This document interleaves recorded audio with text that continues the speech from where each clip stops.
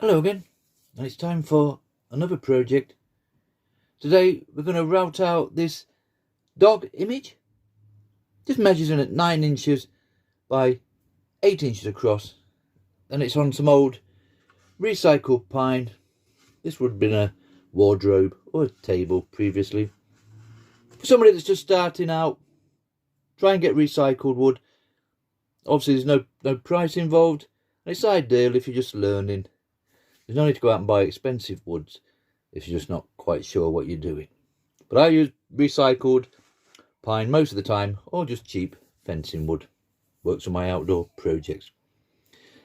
Now the idea today is we're going to basically route out all the white section, leaving all the black markers behind, and then we'll cut it out on a scroll saw. And what we're going to do is literally make a lead or leash holder, collar holder. And the idea for me is to do all the routing out, all the cutting out, and then we'll make a separate piece like the mouth, and we will raise that 1/2 inch and then stick it on, and hopefully just find myself a little collar. The idea is to, when it's all done, we will hang a collar on the mouthpiece like so, and then the lead will just hang down. This will be fastened to a wall. So you're coming from your day's walk, take the collar off the animal and hook it over there over his mouth, because this will be set forward. Now the idea is, you can see from that we've transferred the image. I'll just put carbon paper underneath and draw around it. That way, if you wanted to, you could use this over and over again. Now you can see from there, that is a separate mouth section I'm talking about. So eventually we will route out that inner section, the same as if it had been attached to the head itself. Then that will fit over the top of that, and we'll have a spacer, maybe the thickness of this piece of wood, which would be that section there. So that will fit on there first because it's smaller, and then we'll fit that one on top. And I'm hoping, as we look straight on to this piece here, you won't notice that jawline sticking out 1/2 inch, 1/4 inch, or whatever. And like I say, when we come back from the walks, we can literally just basically have a hook there and you'll hang the collar on like that. I hope that makes sense to you all. We'll see as a project goes along. First of all, we need to route it all out. And you can also see there, we've popped our little dog's name on, Mia. So we'll route around that at the same time. And we can either pop some paint in afterwards. She's white in colour with fair hair sections at either side. Or we might even put some resin in it. I do have a fly in here at the moment. You might just see it passing through. I can assure you that will be gone by the time we come back for the next section. As always for me, like I say, we've transferred it all with our carbon paper. I like to use these CNC bits. 20 degrees today. Sorry. They come in 10s, 15, 20s, 35s. They have a small shaft on them, a Dremel size shaft, which is 3.175. So to fit a 1/4 inch shank router, you need a reducer adapter collet like so. Basically just a thin tube, couple of slits on it, and you slide your CNC bit into the chrome end. That's now got a 1/4 inch shaft, and that will slot into your router, no problem. If you are using a Dremel with the router attachment, they will just fit in the Dremel without any adapter needed. Now we will set this for 3mm, which is basically what I use on all my pieces. I've got a little gauge like so. I made another one here. You can buy gauges off eBay or Amazon, and they're just ideal for measuring the depth, how deep you want to go with your bit. I'll set mine to 3mm, which is that one there. I know it's 3mm because it's basically the same depth as the piece itself. And we do all the line work. It's going to be insets, which means we're going to move the inside. So we always come up to the line, all the way around here, around the outside of the lettering, and all the way around here. And there's our fly come back again. Right, keep calm. Go on, get out. Shoot. Anyway, moving on. So we will do all the line work first. Once we've done that, and we're happy with that, not forgetting to do this little section here, we remove the CNC bit, and we'll pop on one of these end milling bits. I use these on all my projects. Some come with these little barrier things on, some come without them, and we get a decent size one or start off with something a little bit smaller. We pop it into the same adapter collet. We set it to the same depth, 3mm, remember, and we literally start removing all this shaded out area. It does pay you to spend a couple of minutes just to shade in the areas that you want to remove, because we'll go away, come back, and you'll start removing the lettering, or the nose will disappear. That's the end of the project. Right, we'll see as this progresses as we go along. If the jawline section's not working out, we'll simply abandon that idea and we'll just make a nice little Mia plaque. Okay, let's pop the CNC bit into the router and then we'll start routing this one out.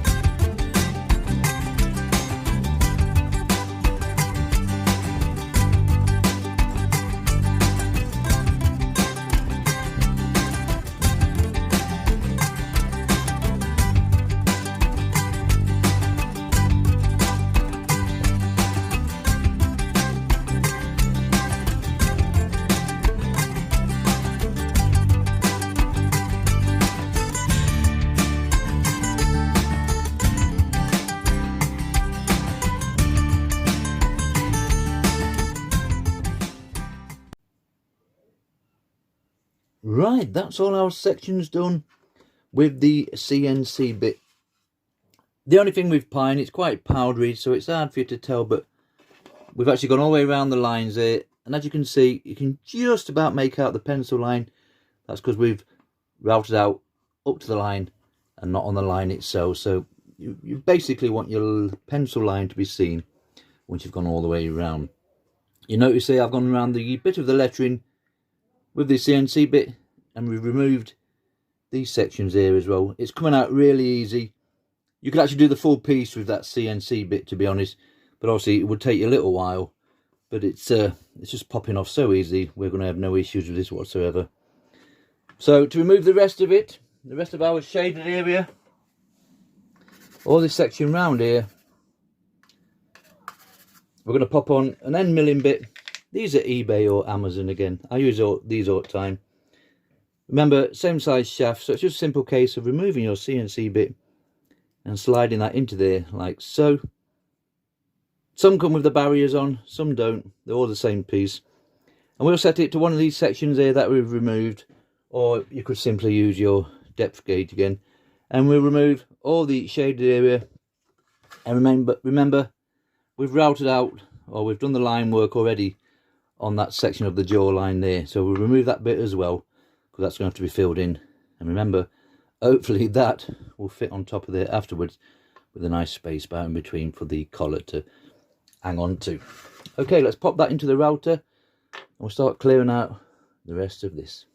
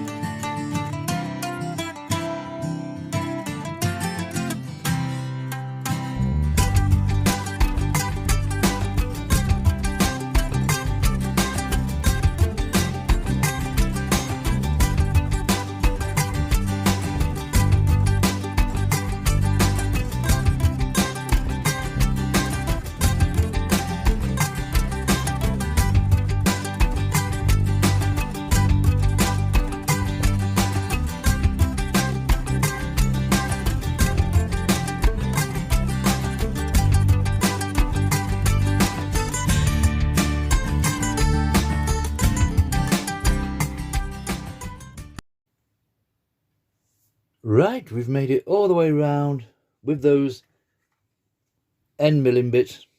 That come out really easy, no problem whatsoever there. And you can see from that we've got our basic shape of our little Mia, the dog. Now normally I would just go straight in now and start cleaning this out with some engraving bits, like so.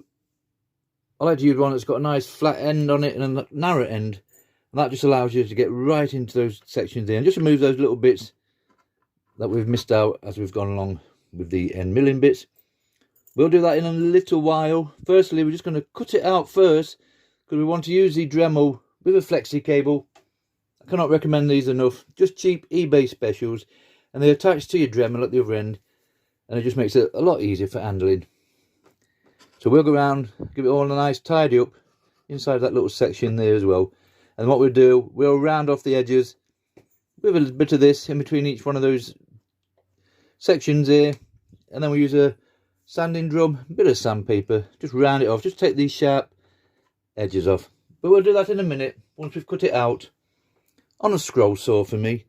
I'll just quickly, there's three types of your basic blade, we're going to call it. There are some fancy ones that have teeth going one way and teeth going the other way, but for the likes of people like me, there's basically a pin blade. They come on your more basic saws. You get a pin at both ends. You could certainly use this on this one, no problem, because it's just outer cuts. They just go into a little hook at the top, at the bottom. Remember, you want the teeth facing towards you. You want to feel smooth on the way down, and you want to feel that roughness on the way up. For more detailed work, if you imagine we have to add inner cuts and we want to cut something really small, let's imagine just inside that eye there. Well, obviously when you come in with your pin blade, once you drilled a pilot hole, you will struggle to get that blade in there. So they do a pinless blade, basically nice and thin, and that just slots into a little hole you've made there with a drill, and you could cut out the centre of that eye if that was a project that we were doing. For me personally, I like to use spiral blades. Excuse me. The teeth are spiraled the full length of the blade.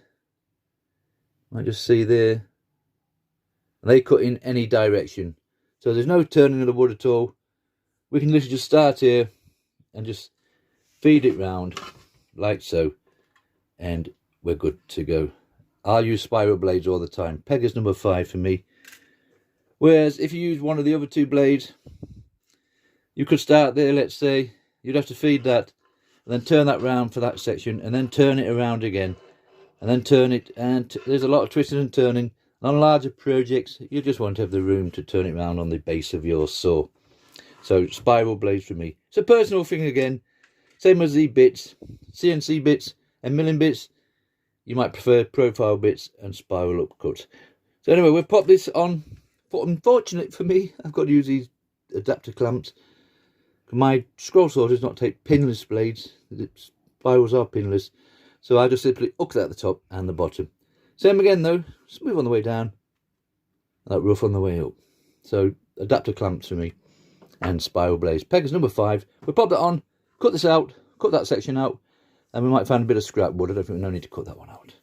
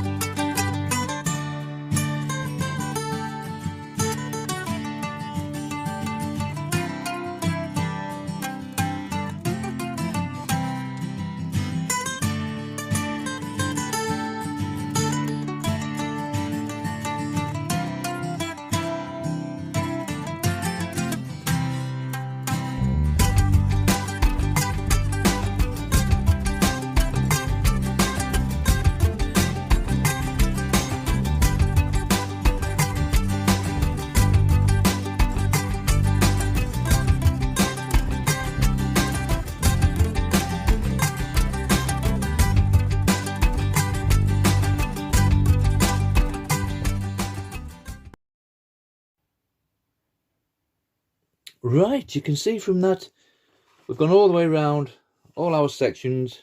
That's the dog itself, the jaw section, or the mouth, and the little spacer piece we just cut there. Any bit of scrap would have done. We're not going to say any of that. They'll all be hidden. So there's our little main dog itself. Now remember, the original idea is to have a space bar. This will be what the collar will actually hang on. Just show you quickly. That would be, we won't see that of course. And we needed to put a front on it. The original jaw section back in front. I've literally just thinned that down, cut it in half, 3/4 maybe, on a bandsaw, because obviously that's going to be too chunky to have that space bar plus that on there. I think it's just going to stick out a little bit too far, so we don't need all that. So we've cut it down a bit, and that's just basically a bit of scrap now. So there's our little spacer. That's hopefully the width of the collar itself, so that will sit on there like so. We'll glue that down there, and there's our little front of the mouth section, and we will hopefully glue that on top. If I get it the right way around, we will glue that on top like so. So that will be our front piece, and hopefully we won't see too much of that. Once it's all nicely sanded down and stained or painted or resined, once we come back from our walks, we will literally just hang the collar on like so. Remember, this will all be glued down. So that will hopefully hang on something like that once we've come back off our walks. Before that though, we're going to tidy it all up. I like to use a flexi cable, simply attach it to the end of your Dremel, and these cheap eBay special engraving bits. We'll find one with a nice flat bottom on it. We've got one in there already like so, and we'll literally just get into those tight areas, give it a nice tidy up, get some sandpaper on it, and then we use a sanding drum, and we're just going to round it off slightly, just give it a bit more shape so it's not so flat and sharp looking. Okay, we'll tidy it up next, and then when we come back, we'll be ready to stick that jaw in place.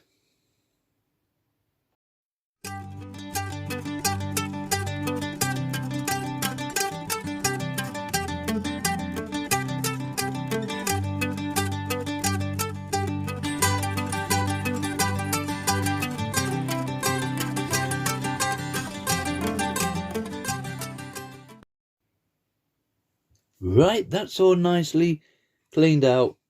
Well, near enough for what I need on this little project, that's for sure.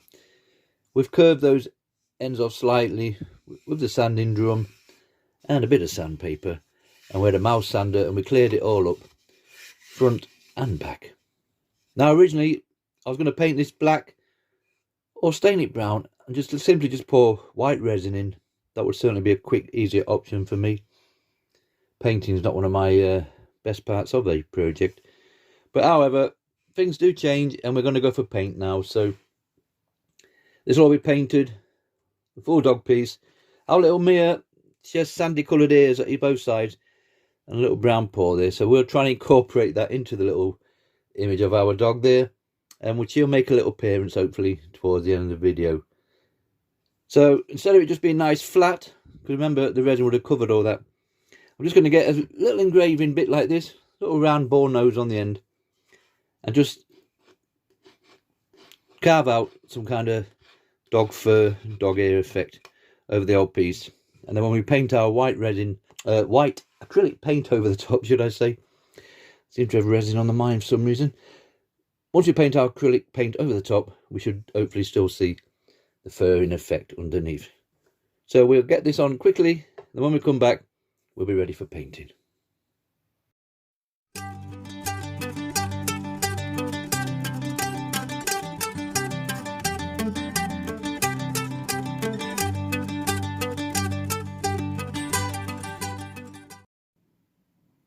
Right, you can see from that, that's all our dog ear effect done with that little engraving bit. And it's just enough to say that we've given it some kind of texture and a bit of fur in effect, or dog ear effect.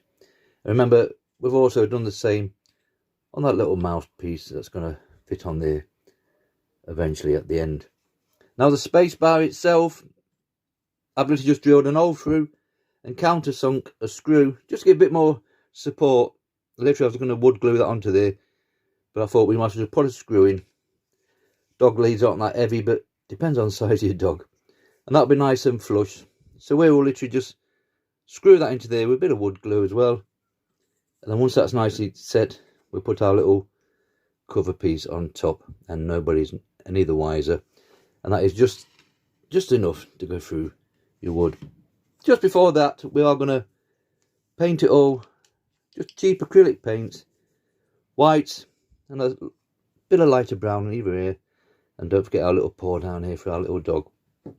And then we'll give it a nice spray, and then hopefully we're heading towards the finishing line. Let's go and find some acrylic paints, just cheap acrylics. We'll paint this one up, spray a nice varnish on it, and this little project will be finished.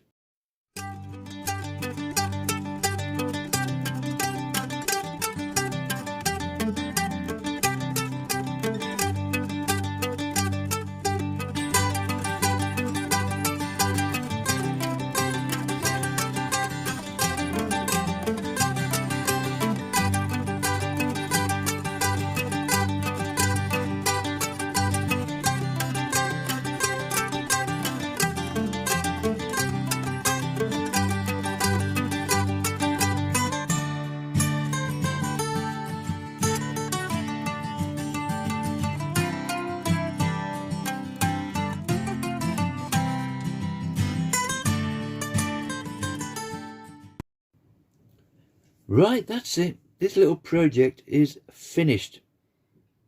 Now you notice I sprayed on some gloss varnish. Just anything that comes to hand. I've got no preference for sure. It is an indoor piece, so I didn't really want it. But even though it was gloss finish, painter's touch black on the surround. Still not shiny enough for me. So I sprayed a little bit on there. And also we use Gorilla Glue instead of wood glue, just to hold that front section on.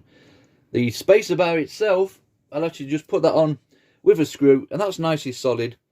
The idea being, if this doesn't quite work out as a lead holder, collar holder, leash holder, we can literally just twist that off, and that will all come away, and we can pop that straight onto the original wood, or I can literally just route out another mouthpiece, and we'll still have a nice little plaque like that.